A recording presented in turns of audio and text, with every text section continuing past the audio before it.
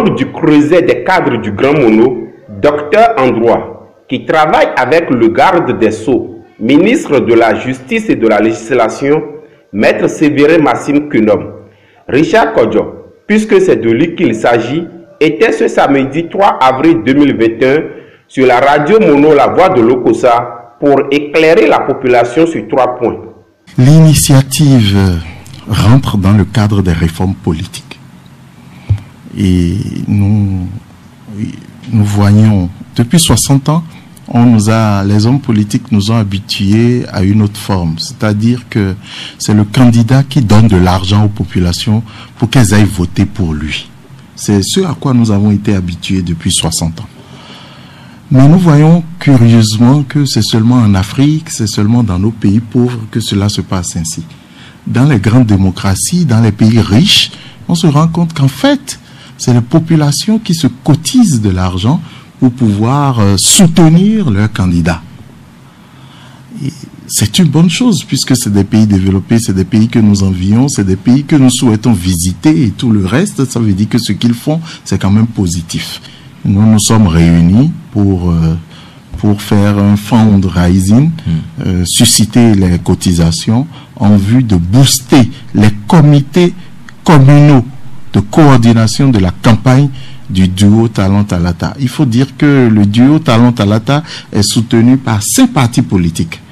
Et il y a un regroupement, un creuset au sein duquel ces 5 partis politiques travaillent en synergie.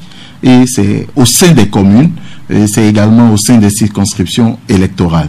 Donc nous, on a préféré descendre au niveau des communes pour aider ces comités de coordination afin que le travail qui se fait soit un très bon travail et que nous puissions avoir la victoire que nous souhaitons, qui est le chaos dès le 11 avril. Nous sommes intoxiqués par des citoyens de mauvaise foi. Parce qu'en fait, la réforme du système partisan n'a exclu personne. La preuve de ce que je dis, c'est d'ailleurs le parti Les Démocrates. Regardez les membres du parti Les Démocrates. Ils avaient crié à l'exclusion au départ. Mais aujourd'hui, ils sont un parti politique régulièrement constitué. Ne mélangeons pas les choses. Ne mélangeons pas les choses. Parce que système partisan, au moins vous êtes parti politique reconnu. Parce qu'on a mis des règles auxquelles vous avez sacrifié. C'est déjà ça. Maintenant, élection présidentielle, on a mis encore des règles. Les règles excluent toujours. Dans tout système, quand on se met à mettre des règles, on exclut. Même à la maison. Donc, crier à l'exclusion aujourd'hui, pour moi, c'est de la mauvaise foi manifeste. Nous avons voulu mettre les partis politiques au cœur de l'animation de la vie politique dans notre pays. Les enjeux de ces élections présidentielles, je voudrais dire que les enjeux sont à 2 niveaux. D'abord au niveau de la démocratie et ensuite au niveau du développement. Au niveau de la démocratie, ces élections nous permettront d'asseoir une démocratie responsable. Deuxième point des enjeux de ces élections. Le développement. Le développement. Mais je sais pas qui peut me dire aujourd'hui, mais tous les secteurs sont en train d'être restructurés. Restructurés. Le coton, qui est notre produit phare d'exportation, aujourd'hui nous battons tous les records. Nous battons tous les records de 93, 92, 94. Nous les battons tous. Nous sommes en train de restructurer la vie communautaire. Les policiers qui rançonnent sur les voies et tout ça a cessé.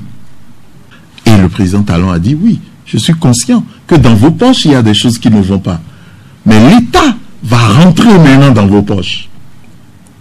On va former les artisans, on va former les paysans, on va mettre des fonds, le FNDA, le Fonds national du développement de l'agriculture. Mais ce fonds est là pour que vous alliez prêter de l'argent à un taux qui n'existe nulle part pour pouvoir faire votre développement agricole. Et nous allons dans tous les secteurs, ça va aller. Aujourd'hui, Internet est devenu comme la pâte. Et le président Talon a voulu régler le problème.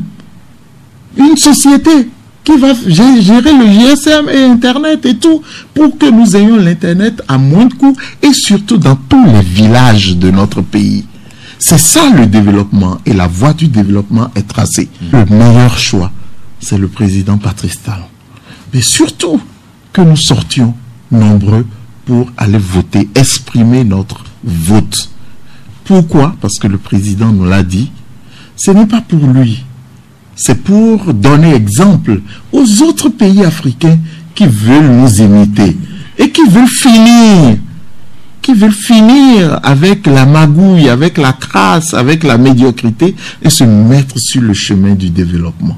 En toutes circonstances, c'est la non-violence, c'est la paix, c'est la joie. Ce pays est un pays uni, ce pays est un pays de paix. Faisons en sorte de le préserver. Donc, à l'endroit de nos frères qui se disent opposants, résistants et tout le reste, nous leur disons patience, calmez-vous.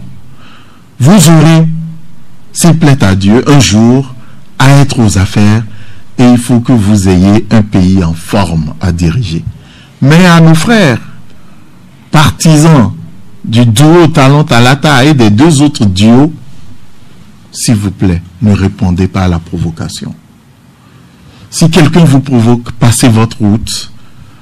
Dites-lui que nous sommes tous des frères et sœurs et qu'au-delà des élections, nous allons nous retrouver. Ce cadre péru du président Talon rassure le peuple béninois qu'il fera beau.